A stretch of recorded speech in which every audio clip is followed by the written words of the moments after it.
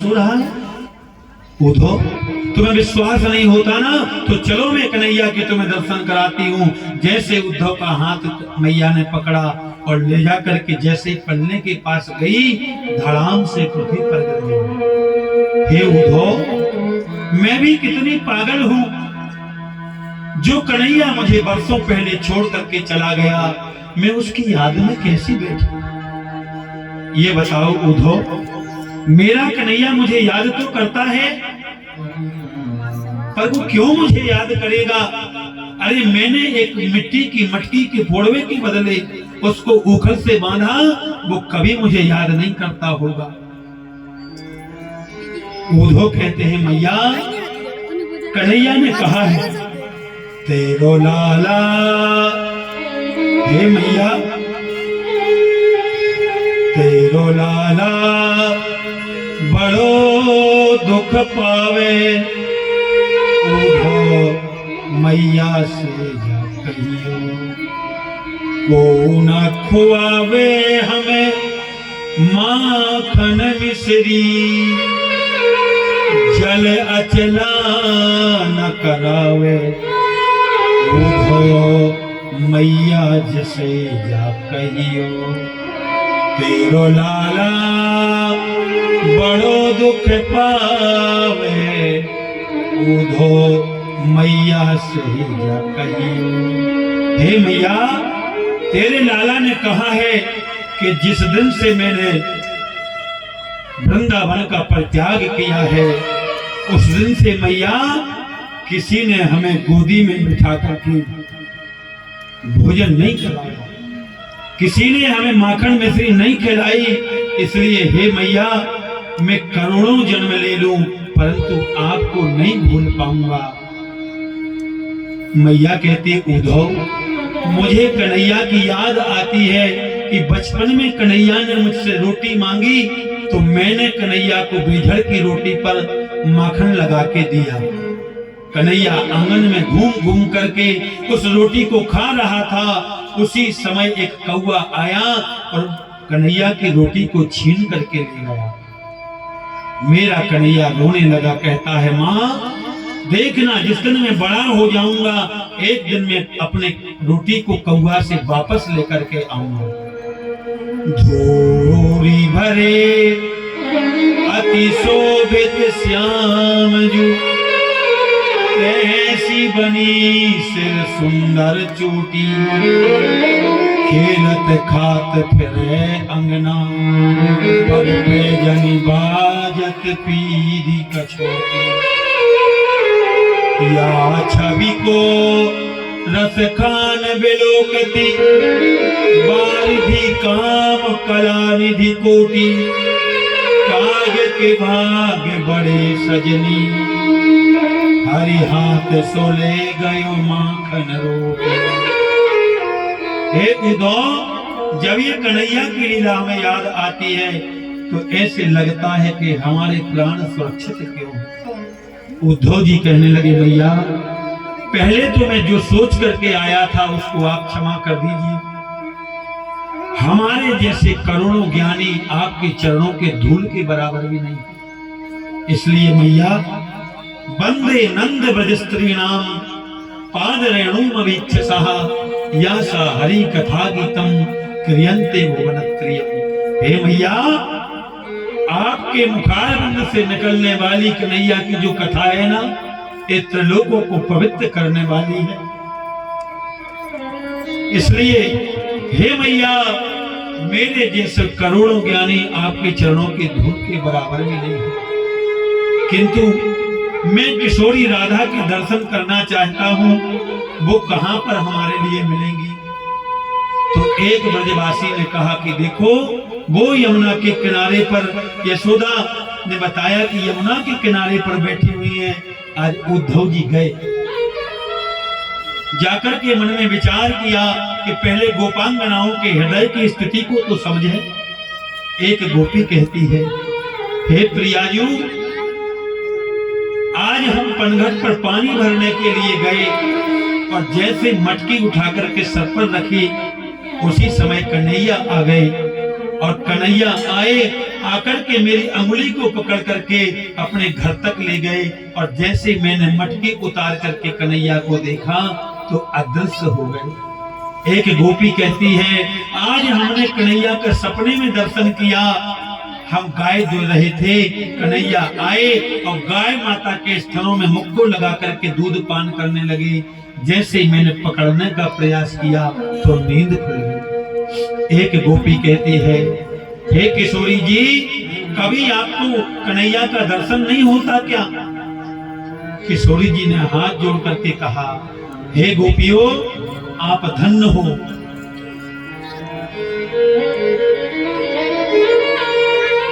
स्वप्ने पश्यन्ति आकांतम धन्यास्ते सखियोसिता अस्माकं तु गते कांते गता निद्रापि वैरिणो। हे देवी, आप धन्य हो जो आपको कन्हैया का स्वप्न में दर्शन होता है। हम आपको प्रणाम करते हैं, किंतु जिस दिन से हमारे प्राण बल्लभ हमें छोड़ करके गए हैं, उस दिन से गता निद्रापि वैरिणो, हमारी नींद ही चली गई। तो स्वप्न देखूं कहां से? जब स्वप्न में दर्शन नहीं होता तो बताऊं कैसे? आप धन्य हो जो आपको कन्हैया का दर्शन स्वप्न में होता है। उद्धव ने विचार किया कि कन्हैया को गए हुए काफी वर्ष बीत गए, मानो आज तक राधा जी सोई नहीं। उसी समय एक घोड़ा उड़ता हुआ आया। गोपांगनाएं घोड़े से पूछने लगी, हे भ्रमर, आपके माथे में जो चंदन लगा है, इसको देख करके ऐसा लगता है कि तुम अवश्य कन्हैया के चरणों में प्रणाम करके आए हो। बताओ हमारे प्राण बल्लभ कैसे हैं? बस कावे बोते नहीं जड़कारे की रीत, और जो मैं ऐसी जानती तो कबहू न करती प्रीत। एक गोपी कहती है, श्याम की तरह काला है, ये कैसे बताएगा कि कन्हैया कैसे है? एक गोपी ने कहा कि यदि इसने जाकर के कन्हैया से कह दिया तो घोड़े के चरणों में लेट गई। हे भ्रमर, क्षमा करना। इस प्रकार से जब उद्धव ने देखा तो जाकर के कहा, हे देवियों, हम केवल इतना कहना चाहते हैं कि जिन कृष्ण को आप प्रियतम मानते हो, अपना कांत मानती हो, वो पूर्ण ब्रह्म परमात्मा है, और न ब्रह्म के हाथ होते हैं और न ब्रह्म के पैर होते हैं। एक गोपी ने उद्धव से कहा, उद्धव तुम भई गोरे पाती लेके आए गोरे, योग कौन जाने यहाँ रोम रोम श्याम। कृष्ण तन कृष्ण मन, कृष्ण ही हमारो धन, कृष्ण ही से ऊधो हमें आठो याम काम। ऊधो तुम भाई गोरे पाती लेके आए दोरे, योग कौन जाने यहाँ रोम रोम श्याम। जब ऐसा ऊधो ने कहा तो गोपी कहती कि यदि हाथ नहीं, ब्रह्म के यहाँ हाथ नहीं थे तो मटकी आकर के कैसे चुराई? पैर नहीं थे तो चल कर के गाय चराने कैसे गया? शायद ऊधो तुम ब्रह्म को नहीं जानते। जब गोपांगनाओं ने ऐसा कहा तो ऊधो की जो ज्ञान की सीढ़ी थी वह खिसक गई।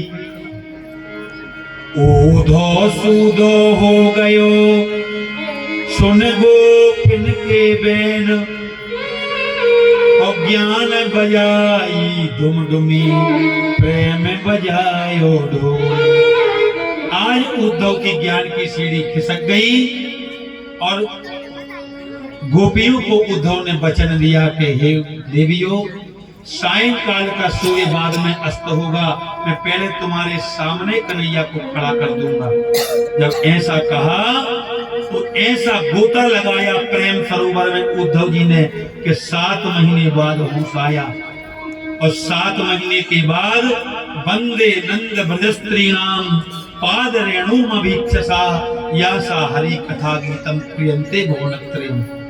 त्रिलोक को पवित्र करने वाली कथा आपके मुख से निकल रही है, अवश्य हम आपको दर्शन करा करके मानेंगे। और जैसे उद्धव जी 7 महीने बाद गए, भगवान से कहा, अरे कन्हैया निर्दयी तो बहुत देखे पर तेरे जैसा नहीं देखा। बोले क्या हुआ? बोले मैया यशोदा की श्रवण शक्ति कमजोर हो गई, आंखों से दिखना कम हो गया, कानों से सुनाई देना कम हो गया, और पक्षियों ने कल्लप करना बंद कर दिया। जिस दिन से तुम आए गोपियों ने माखन बेचना बंद कर दिया। मानो जिस दिन से तुम यहाँ आए उसी दिन से वृंदावन में गरीबी आ गई। विपदो नैव विपदः संपदो नैव संपदा, विपद नारायण विष्णु संपद नारायण विस्मृति। कन्हैया की याद बनी रहना ही सबसे बड़ी संपत्ति है, और कन्हैया को भूल जाना ही सबसे बड़ी विपत्ति है। भगवान ने कहा, उद्धव आप ज्ञानी तो थे ही, लेकिन प्रेम आपके अंदर नहीं था। इसलिए आपकी भक्ति को पुष्ट करने के लिए, आपके ज्ञान को पुष्ट करने के लिए प्रेम अति आवश्यक है। बिना प्रेम रीझे नहीं नटवर नंद किशोर। जरा अपने नेत्रों को बंद करो। जैसे उद्धव ने अपने नेत्रों को बंद किया, सुखदेव जी महाराज कहते कि हे राजन परीक्षित, जिन गोपांगनाओं को उद्धव जी मथुरा में वृंदावन में छोड़ करके आए थे, आज समस्त गोपांगनाएं किशोरी जी कन्हैया को घेर करके बैठी हुई हैं। उद्धव ने कहा, ये क्या है कन्हैया? बोले ना तो ये हमारे बगैर एक पल रहती हैं, और ना हम इनके बगैर एक पल रह सकते हैं। ये तो जो आपको ज्ञान का अभिमान था उसको दूर करने के लिए ये सब नाटक हमने किया है। बोले वृंदावन बिहारी लाल की जय। इस प्रकार से भगवान ने उद्धव के ज्ञान को बढ़ाया, भक्ति का वर्धन किया। यहाँ पर कंस की 2 पत्नी थी। अस्थि प्राप्तिश्च कंसस्य, अस्थि प्राप्ति ने जाकर के अपने पिता से कहा, तो जरासंध ने 23 अक्षौणी सेना लेकर के मथुरा पर चढ़ाई कर दी। 1 बार नहीं, 2 बार नहीं, 3 बार नहीं, 17 बार। महाभारत युद्ध में कौरवों के पास 18 अक्षौणी सेना थी, लेकिन जरासंध ने 23 अक्षौणी सेना लेकर के मथुरा पर चढ़ाई की। भगवान ने 17 बार उसको हरा। 18वीं बार उसने ब्राह्मणों को अनुष्ठान पर बिठाया और कहा, यदि हम जीत गए तो इतना धन देंगे कि कभी किसी के यहाँ मांगने की आवश्यकता नहीं होगी, और यदि हार गए तो एक साथ 11,000 ब्राह्मणों को सूली पे चढ़ा देंगे। अब तो ब्राह्मणों ने भगवान से प्रार्थना की, क्या? विप्रधेनु सुर संतहित लीन मनुज अवतार, रामा लीन मनुज अवतार, और निज इच्छा निर्मित तनु माया गोपाल।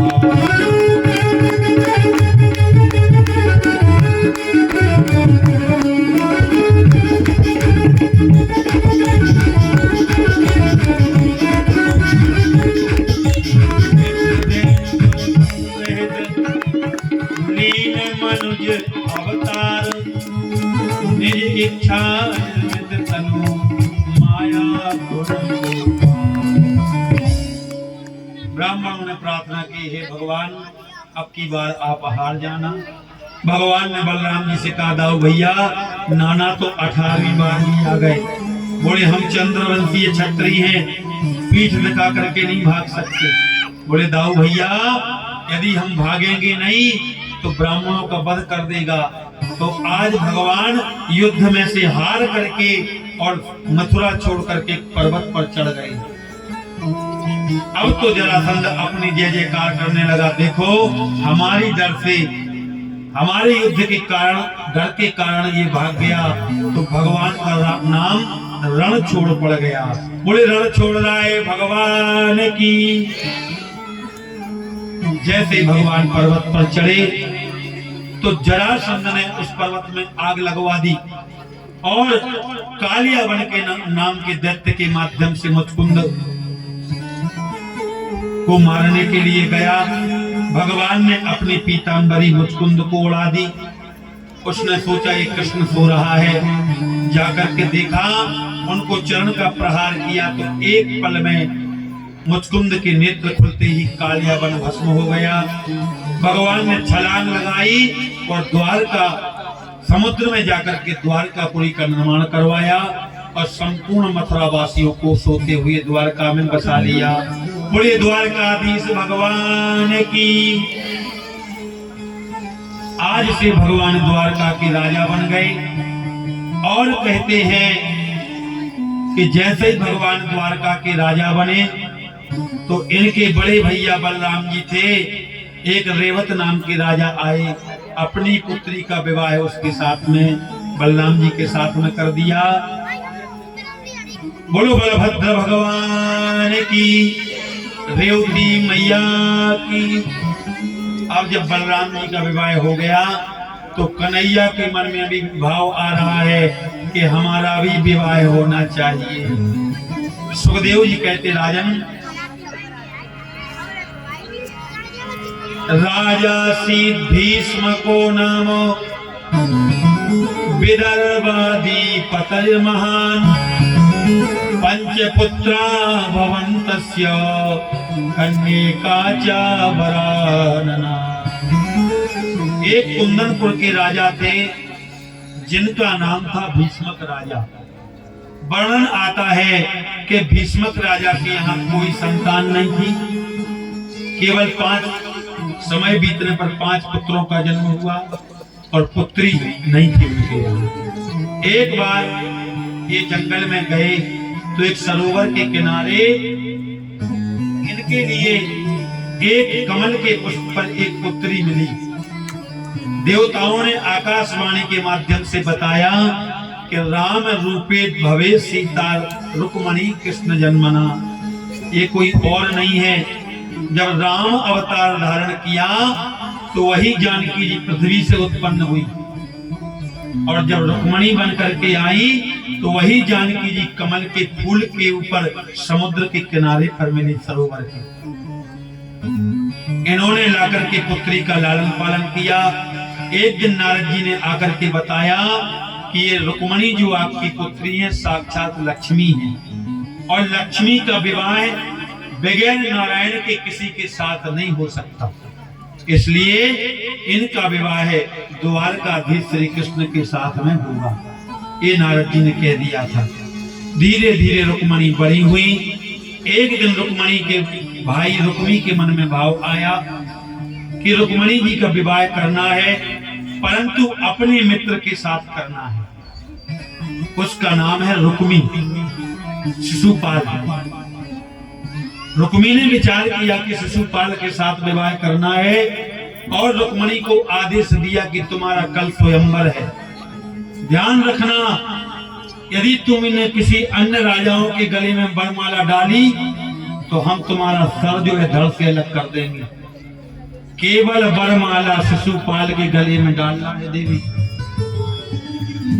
अब तो रुक्मणी जी घबराने लगी, रोती रोती अपनी भाभी के पास में आई। भाभी, हम अपने प्राणों का अंत कर देंगे, परंतु बिना द्वारकाधीश के हम किसी को पति रूप में नहीं वर्ण कर सकते हैं। भाभी ने कहा, रुक्मणी जी एक पत्रिका लिख दो द्वारकाधीश के लिए। जैसे ही द्वारकाधीश को रुक्मणी ने पत्रिका लिखी तो बड़ा सुंदर जवाब लिखा पत्रिका में। रुक्मणी जी लिखती है, हे प्रभु, श्रुत्वा गुणान् भवन्सुं दरश्रवतान्ते निर्व्यस्य कर्ण विविरैः हरितोऽङ्गितापम् रूपं दशांदसिमता अखिलाचलाभम् ध्यायुच्यताभि सति चेत् रामपत्रपम् मे। हे भगवान, हमने आपको देखा नहीं केवल संतों के माध्यम से कथा में आपको सुना है कि जो व्यक्ति आपसे प्रेम करता है आप उसको साहस स्वीकार करते हो। ना हमने आपको देखा, ना आपने हमको देखा, परंतु हमने दृढ़ संकल्प कर लिया है कि यदि आपने हमें आकर के पत्नी रूप में स्वीकार नहीं किया तो हम सत्य कहते हैं अपने प्राणों का अंत कर देंगे, परंतु आपके बगैर किसी के साथ हम विवाह नहीं करेंगे। हमारे भाई का कहना है कि शिशुपाल के गले में वरमाला डाल देना। हे कन्हैया, जो वस्तु एक सिंह को मिलना चाहिए यदि वो गीदड़ खींच करके ले जाएगा तो ये ठीक नहीं है। अपने मन के विचार रुक्मणी ने पत्रिका में लिखे। हो मोहे अपनी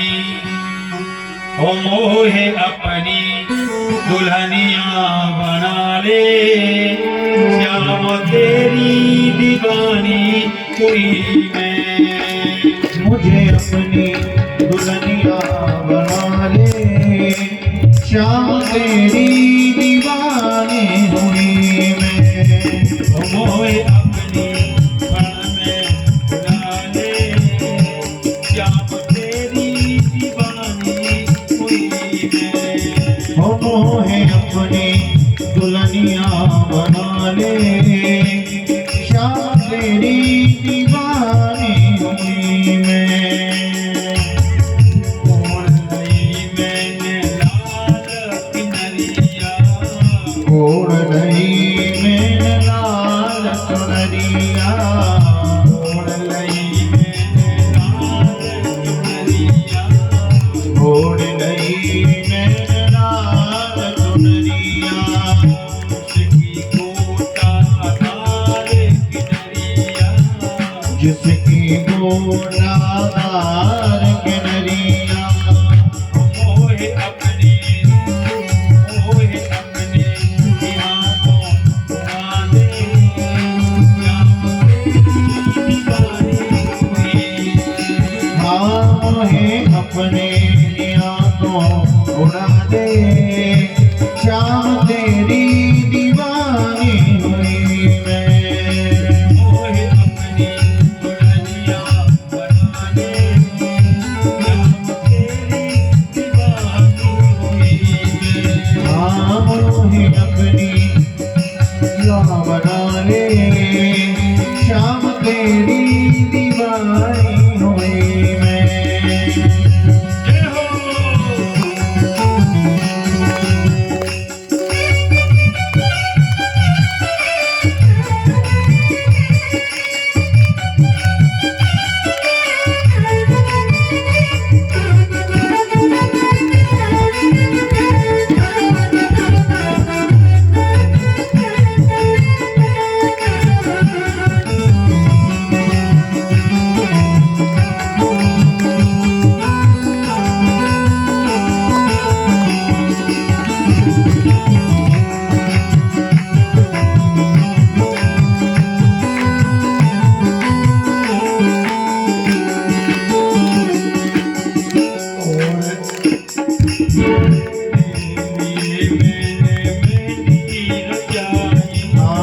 तेरे लिए मैंने मेहंदी नचाई,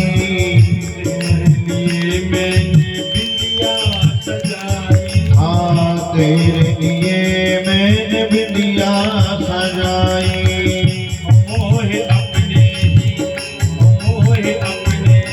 हाथों उड़ा दे, श्याम तेरी दीवानी हुई मैं।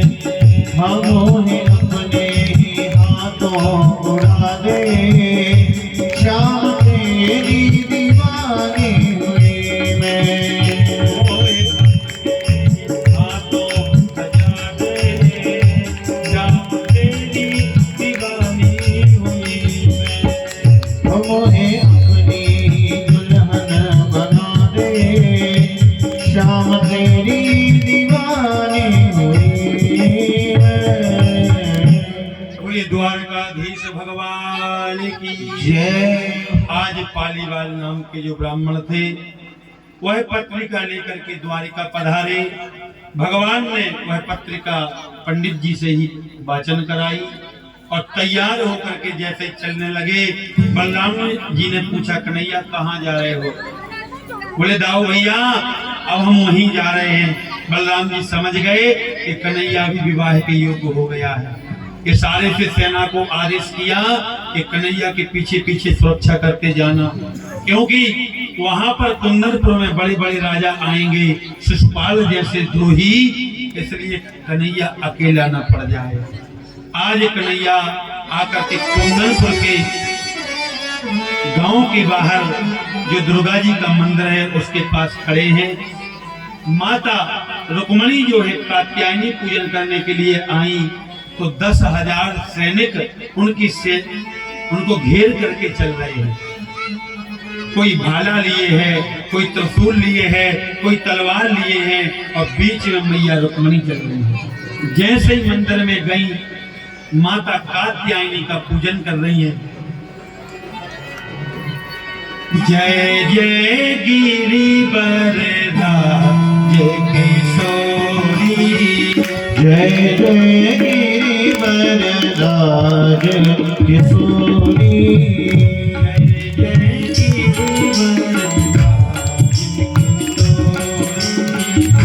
जय जय गिरिवर राज किशोरी,